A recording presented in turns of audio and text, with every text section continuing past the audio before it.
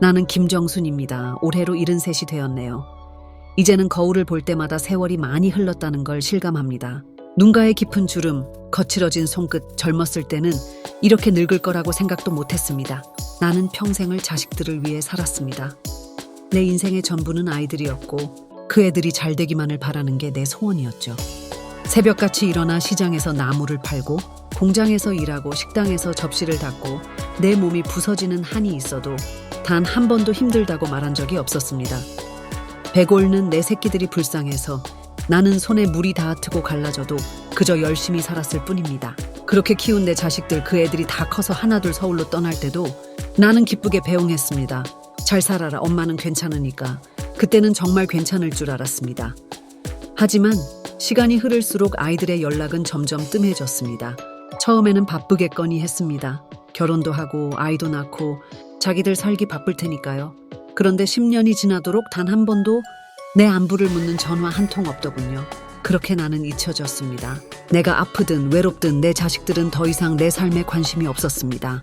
나는 그저 잊혀진 사람이 되었습니다. 그렇게 하루하루를 보내며 살고 있었습니다. 그런데 어느 날 내 인생을 뒤바꿀 일이 벌어졌습니다. 시골에서 남편과 함께 힘들게 모아둔 작은 땅, 그 땅이 300억짜리가 되어 있었던 겁니다. 나는 처음에 믿지 않았습니다. 그저 보잘것없는 논밭 한 조각인데 그게 그렇게 값어치가 나간다고요? 부동산 중개인이 와서 서류를 내밀며 설명했지만 나는 여전히 실감이 나지 않았습니다. 그런데 말입니다. 이 소식이 퍼지자 그동안 내 소식을 궁금해하지 않던 자식들이 갑자기 나를 찾아왔습니다. 10년 동안 연락 한 번 없던 내 자식들이 서로 먼저 연락을 하겠다며 다투고 효도를 하겠다며 내 곁에 붙어 있었습니다. 그 모습을 보는데 마음이 참 묘했습니다. 정말로 나를 보고 싶어서 온 걸까요? 아니면 내 돈이 필요해서 온 걸까요? 나는 그날 밤 거울을 보며 스스로에게 물었습니다. 정순아, 너는 지금 무엇을 원하는 거냐? 나는 아직도 답을 찾지 못했습니다. 자식들이 정말 나를 사랑하는 것인지 아니면 돈 때문인지. 하지만 이제는 선택해야 합니다. 나는 어떤 길을 가야 할까요? 이제 내 이야기를 들려드리겠습니다. 나는 김정순이라고 합니다. 올해로 73이 되었죠? 이렇게 조용한 시골 마을에서 혼자 사는 것도 벌써 10년이 넘었네요. 젊었을 때는 내 인생이 이렇게 끝날 줄 몰랐습니다. 나도 남들처럼 행복한 노후를 보낼 줄 알았어요. 하지만 세상 일이란 내가 원하는 대로 흘러가질 않더군요. 남편은 내가 40살이 되기 전에 세상을 떠났습니다. 병을 앓다가 떠났죠. 내가 버틸 수밖에 없었습니다. 애세 아이가 있었으니까요. 가장 역할을 하느라 내 몸이 부서져라 일했습니다. 아침에는 시장에서 나물을 팔고 오후에는 식당에서 접시를 닦고 밤에는 공장 일을 했습니다. 그렇게 안 해본 일이 없어요. 나는 힘들어도 아이들만큼은 굶기지 않겠다고 다짐했습니다. 시간이 지나고 아이들은 자라났습니다. 큰아들은 공부를 잘해서 좋은 대학에 갔어요. 둘째 딸은 외국으로 유학을 떠났고요. 막내는 사업을 한다며 집을 나가더군요. 나는 그것만으로도 행복했습니다. 내 인생이 힘들어도 아이들만 잘 되면 됐다고 생각했거든요. 그런데 아이들이 커갈수록 나는 점점 그들의 삶에서 사라졌습니다. 큰아들은 결혼하고 나서부터 연락이 뜸해졌어요. 처음에는 바쁘다고 하더니 나중에는 번호를 바꾸고 이사를 가더군요. 둘째 딸은 외국에서 연락 한 통 없었습니다. 막내 아들은 성공했다고 들었지만 나를 부끄러워하는 눈치였어요. 내가 늙고 초라해진 모습이 싫었던 걸까요? 결국 나는 시골로 내려왔습니다. 아이들이 편하라고 말이죠. 그렇게 시골에서 혼자 살기 시작했어요. 처음에는 외로웠지만 금세 익숙해졌어요. 텃밭을 가꾸고 닭을 키우고 강아지 한 마리를 길렀죠. 마을 사람들과 인사도 하고 혼자 밥을 지어 먹으며 하루하루를 버텼습니다. 하지만 가끔 밤이 되면 너무 외로웠어요. 아이들이 한 번이라도 전화해주지 않을까 기대했지만 전화기는 늘 조용했습니다. 내가 이렇게 늙어가면서 나는 깨달았습니다. 부모가 자식을 사랑하는 것과 자식이 부모를 사랑하는 것은 다르다는 것을요. 나는 평생을 아이들을 위해 살았지만 아이들은 그저 자신의 삶을 살아갔을 뿐이었어요.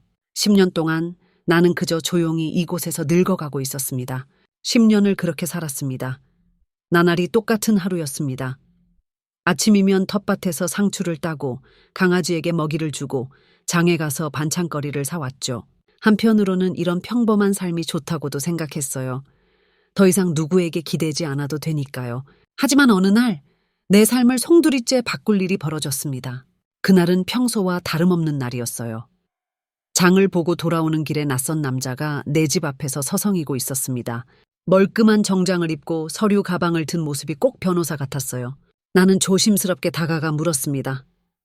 젊은이, 누구 찾는 거요? 그 남자는 반갑게 웃으며 명함을 건넸어요. 할머니, 안녕하세요. 저는 부동산 중개사입니다. 중요한 이야기가 있어서 찾아뵈었습니다.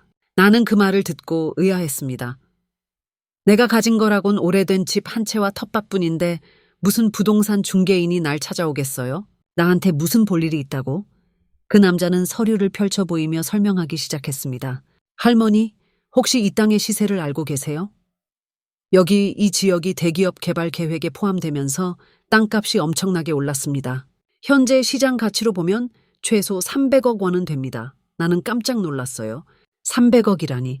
평생 만져보지도 못한 돈이었습니다. 나는 그 말을 쉽게 믿을 수 없었습니다. 무슨 소리야? 이 땅이 그렇게 비쌀 리가 없잖아. 그 남자는 차근차근 설명했어요. 내가 젊었을 때 남편과 함께 힘들게 모아 산 땅이 시간이 지나면서 금싸라기가 되어버렸다고요. 나는 그 말을 들으며 남편이 생각났어요. 우리가 고생하며 이 땅을 샀던 그때가 떠올랐죠. 사실 나는 이 땅을 사게 된 계기가 있었습니다. 남편이 세상을 떠나기 전에 나에게 이런 말을 했어요. 여보, 우리 힘들어도 이 땅만은 팔지 말아요. 언젠가 값어치가 오를 테니 그때까지 잘 지켜줘요. 아이들한테도 꼭 도움이 될 거요. 그때는 그 말을 대수롭지 않게 들었어요. 하지만 그 이후로도 나는 남편의 말을 지켰습니다. 비록 남편이 떠난 후 힘들고 가난했지만 나는 이 땅만큼은 끝까지 지켰습니다. 그런데 지금 보니 남편의 말이 맞았네요. 이 땅이 정말 가치가 올라 있었습니다. 하지만 그 순간 불안한 생각이 스쳤어요.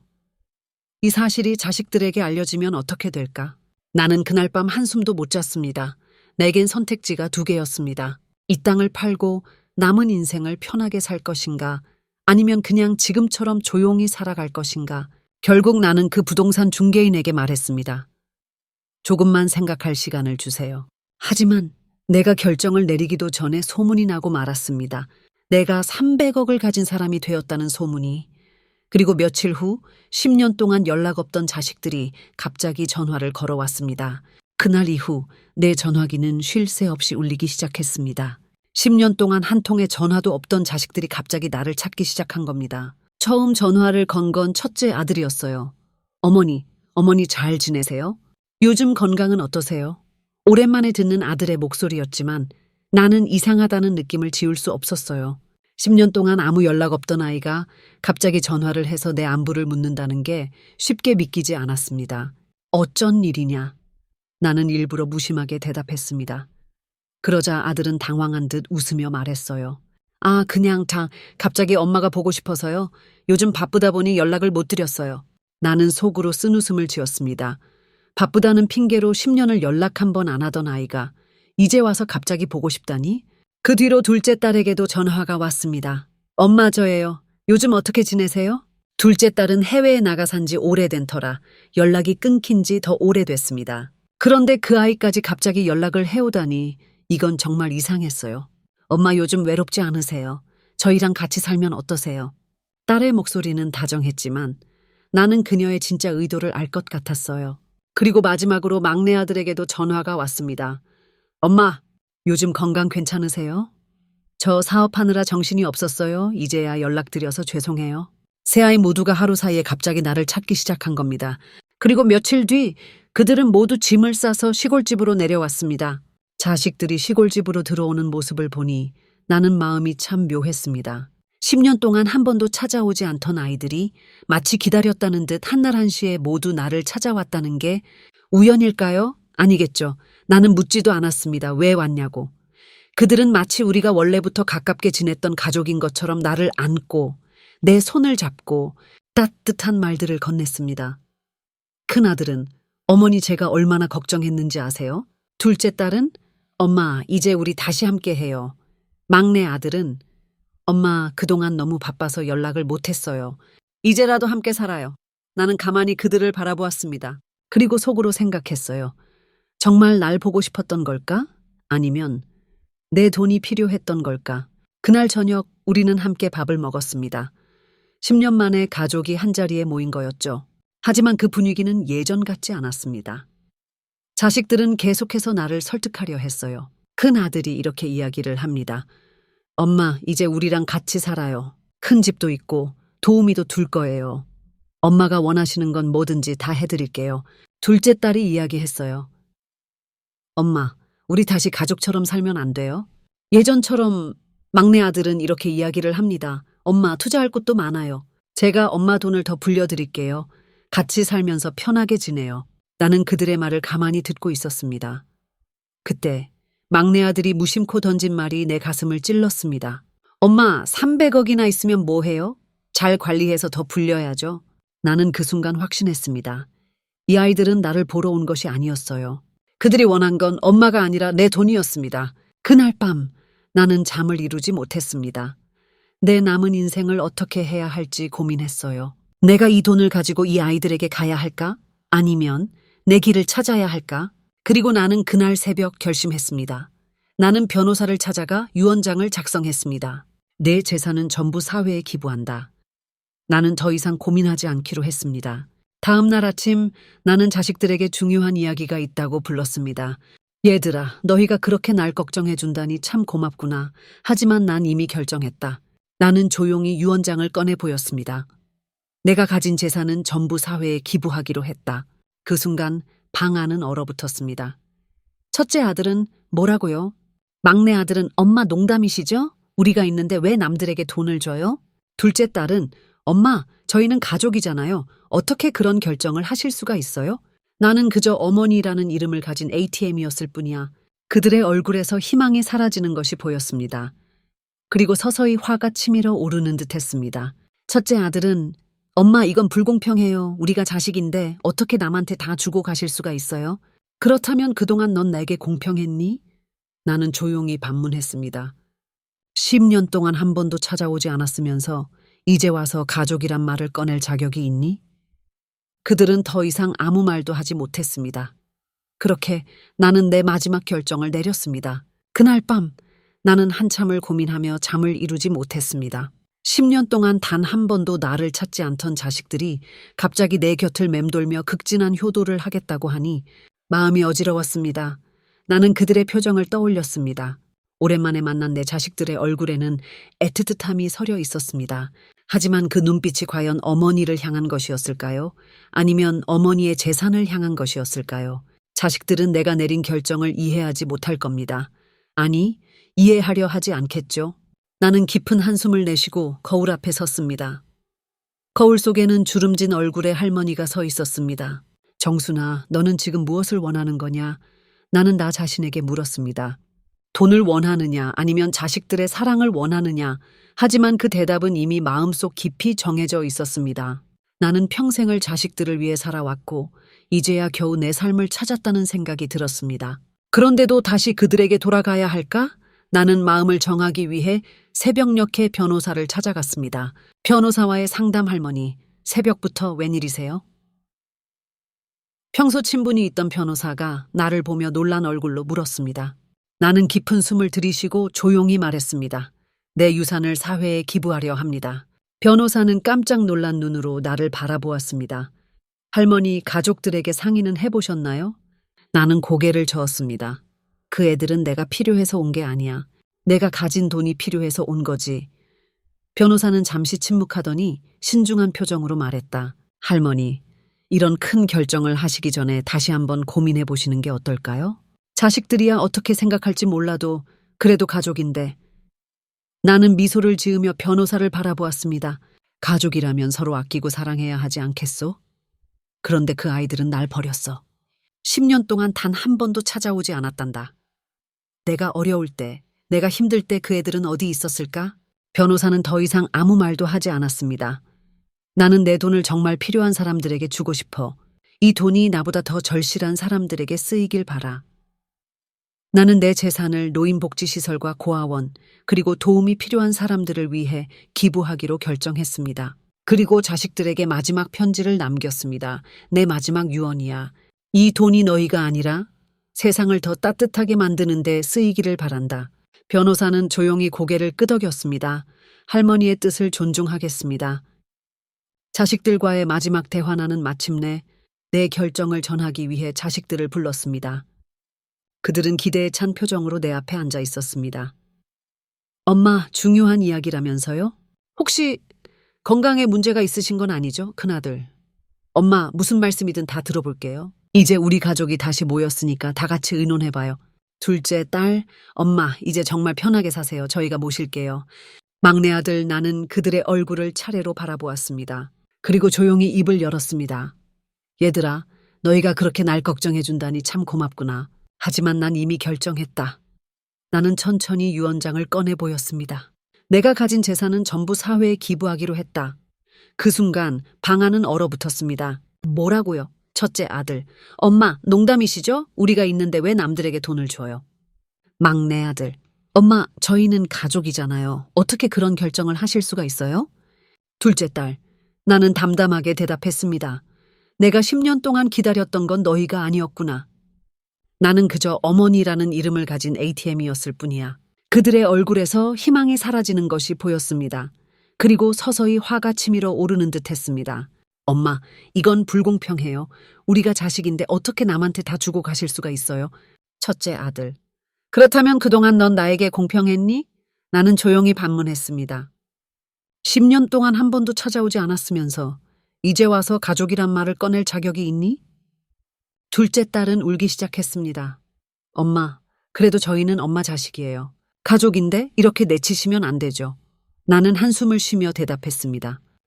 가족이란 게 뭔지 이제야 깨달았구나. 가족이란 서로를 챙기고 아끼고 사랑하는 거야. 하지만 너희는 날 버렸어. 그리고 이제 와서 돈이 있으니 돌아온 거지. 막내 아들은 마지막까지 설득하려 했습니다. 엄마, 그래도 우리에게 한 번의 기회를 주세요.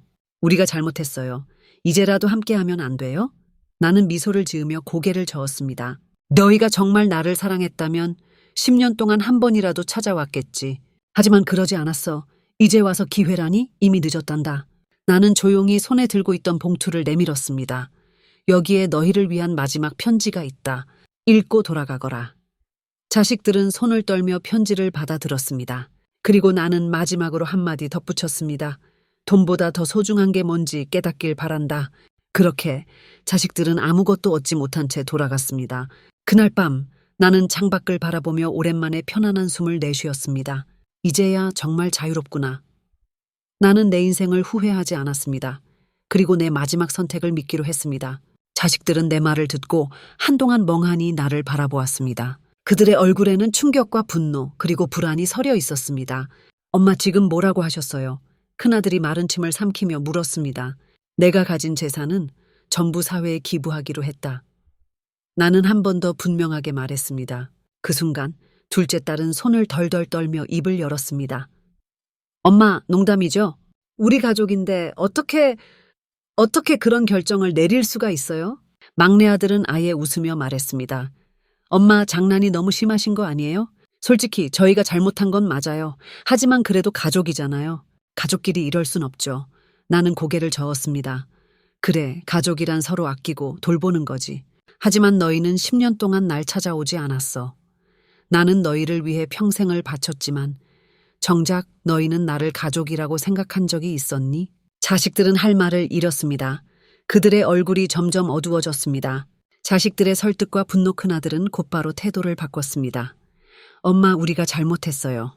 우리가 철이 없었어요. 그런데 지금이라도 이렇게 찾아왔잖아요. 우리 이제라도 잘하면 안 돼요? 나는 쓴웃음을 지었습니다. 그럼 내 돈이 없었다면 너희는 날 찾았을까? 자식들은 아무 말도 하지 못했습니다. 나는 그 침묵이야말로 그들의 대답이라는 걸 알았습니다. 둘째 딸은 눈물을 글썽이며 말했다. 엄마, 그래도 우리가 엄마의 자식이라는 사실은 변하지 않잖아요. 우리가 실수했어요. 하지만 이제라도 엄마를 모시고 살게요. 우리가 효도할게요. 효도? 나는 고개를 저었습니다. 10년 동안 날 찾지 않던 너희가 이제 와서 효도를 하겠다고? 효도라는 건 사람이 돈을 가지기 전에도 할 수 있는 거야. 그런데 너희는 내가 가난할 땐 찾지 않았지. 이제 와서 그런 말을 하면 내가 믿을 것 같니? 자식들은 점점 초조해졌습니다. 막내 아들은 땀을 닦으며 말했다. 엄마, 이건 너무 하잖아요. 그래도 저희도 엄마의 피를 나눈 자식인데 남한테 다 주고 가신다고요? 내 피를 나눈 자식들이었지. 하지만 나는 10년 동안 너희를 자식이라 생각하지 않게 되었어. 그들의 얼굴이 창백해졌습니다. 자식들의 방역 큰아들은 더 이상 참지 못하고 책상을 쾅 치며 소리쳤습니다. 엄마, 이거 말도 안 돼요. 우리도 엄마한테 받을 권리가 있어요. 나는 조용히 그를 바라보았습니다. 권리? 그럼 나에게는 부모로서 받을 권리는 없었니? 둘째 딸도 목소리를 높였습니다. 엄마, 그래도 가족이잖아요. 우리가 피부티인데 남한테 다 준다는 건 말이 안 돼요. 제발 생각을 바꿔주세요. 나는 조용히 한숨을 쉬었습니다. 그렇다면 묻겠다. 너희는 10년 동안 단 한 번이라도 나를 가족이라 생각한 적이 있니? 그들은 아무 대답도 하지 않았습니다. 그들의 침묵이 모든 걸 말해주고 있었습니다. 나는 더 이상 시간을 끌지 않기로 했습니다. 나는 조용히 손에 들고 있던 봉투를 꺼내 그들 앞에 내려놓았습니다. 여기에 너희를 위한 마지막 편지가 있다. 읽고 돌아가거라. 마지막 편지. 내 사랑하는 자식들에게 편지를 읽고 있을 너희는 지금 몹시 혼란스럽겠지. 어쩌면 배신감을 느낄지도 모르겠구나. 하지만 나는 너희를 미워하지 않는다. 나는 그저 이제라도 너희가 깨닫길 바랄 뿐이다. 돈보다 소중한 것이 무엇인지, 가족이란 무엇인지, 진짜 사랑이 무엇인지. 10년 동안 나는 너희를 기다렸다. 하지만 너희는 돌아오지 않았다. 나는 그 사실을 받아들이기로 했다. 그리고 내 마지막 선택을 했다. 이 돈은 나를 필요로 하지 않는 너희에게 남겨줄 수 없는 돈이다. 대신 나를 필요로 하는 사람들에게 남기려 한다. 이 돈이 누군가의 삶을 살리는 데 쓰이길 바란다. 너희도 언젠가 사랑이 돈보다 더 소중하다는 걸 깨닫길 바란다. 엄마가 편지를 읽은 자식들은 아무 말도 하지 못했습니다. 그리고 나는 마지막으로 한마디 덧붙였습니다. 돈보다 더 소중한 게 뭔지 깨닫길 바란다. 그렇게 자식들은 아무것도 얻지 못한 채 돌아갔습니다. 나는 그들의 뒷모습을 바라보며 조용히 중얼거렸습니다. 이제야 정말 자유롭구나. 그날 밤 나는 오랜만에 편안한 잠을 청했습니다. 자식들이 마지막으로 내게 한마디를 남기고 떠났습니다. 엄마, 우리 정말 이대로 끝인가요? 나는 조용히 그들의 얼굴을 바라보았습니다.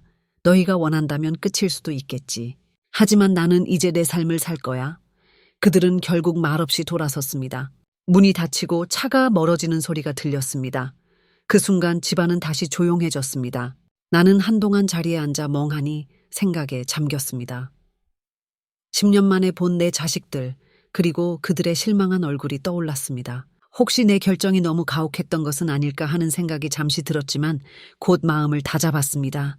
나는 그저 오랜 세월 동안 그들이 변하기를 기다렸을 뿐입니다. 하지만 변하지 않았고 이제라도 나는 내가 원하는 삶을 살아야 합니다. 나는 창밖을 바라보았습니다. 어느새 해가 지고 황혼이 마을을 감싸고 있었습니다. 그날 밤 다시 한번 유언장을 살펴보았습니다. 내 전 재산을 사회에 기부한다. 이 짧은 문장이 나의 남은 삶을 바꿀 것이었습니다. 나는 평생 돈을 위해 살지 않았습니다. 돈은 나에게 수단이었지, 목표가 아니었습니다. 그렇다면 내 남은 인생도 같은 방식으로 살아야 합니다. 나는 자선단체와 노인복지시설 그리고 고아원을 돕기로 결심했습니다. 내가 가진 돈을 정말 의미 있는 곳에 쓰기로 한 것입니다. 마을 사람들의 반응. 며칠 후 마을 사람들이 내 집 앞에 모였습니다. 내가 가진 재산을 기부한다는 소문이 퍼진 모양이었습니다. 정순 어머니, 그 돈이면 호화롭게 사실 수도 있는데 정말 기부하실 건가요? 동네 아주머니가 내 손을 잡으며 물었습니다. 나는 미소를 지었습니다. 돈은 사람을 행복하게 해주지 않습니다. 나보다 더 필요한 사람이 쓰는 것이 맞지 않겠어요? 마을 사람들은 서로를 바라보며 고개를 끄덕였습니다. 그들은 내 결정을 존중해 주었고 나를 응원해 주었습니다. 어머니, 저희도 작은 힘이라도 보태겠습니다. 그 말을 들으니 가슴이 따뜻해졌습니다. 내가 선택한 길이 혼자가 아니라는 사실이 나를 더욱 단단하게 만들어 주었습니다. 나는 직접 고아원을 찾아갔습니다. 그곳에는 부모 없는 아이들이 해맑게 뛰어놀고 있었습니다. 나는 아이들을 바라보며 속으로 다짐했습니다. 이 아이들에게는 나 같은 외로움을 주지 않을 것입니다. 아이들은 나를 할머니라고 불렀고 나는 그 소리가 참 정겹게 들렸습니다. 할머니, 저희랑 같이 놀아요. 나는 미소를 지으며 아이들의 손을 잡았습니다. 그래, 우리 같이 놀자. 그 순간 깨달았습니다. 이것이야말로 내가 찾던 가족이었습니다. 나는 내 자식들을 원망하지 않기로 했습니다. 그들은 자신의 선택을 했고 나는 내 길을 선택했을 뿐입니다. 고아원을 후원한 이후 나는 노인복지시설 설립을 추진했습니다. 내가 경험한 외로움을 다른 어르신들은 겪지 않게 하고 싶었습니다. 혼자가 아닙니다. 우리 함께합니다. 노인복지시설에서 나는 새로운 친구들을 만났습니다. 우리끼리 함께 밥을 지어 먹고 마당에서 텃밭을 가꾸며 살아갔습니다. 그리고 무엇보다 우리는 서로를 의지하며 웃으며 살았습니다. 나는 이제 더 이상 외롭지 않습니다.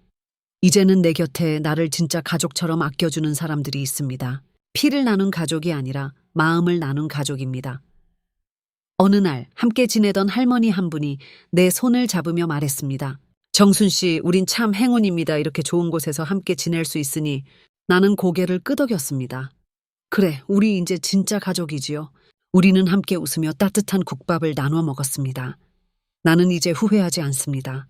내 선택이 옳았다는 것을 나는 매일 깨닫고 있습니다.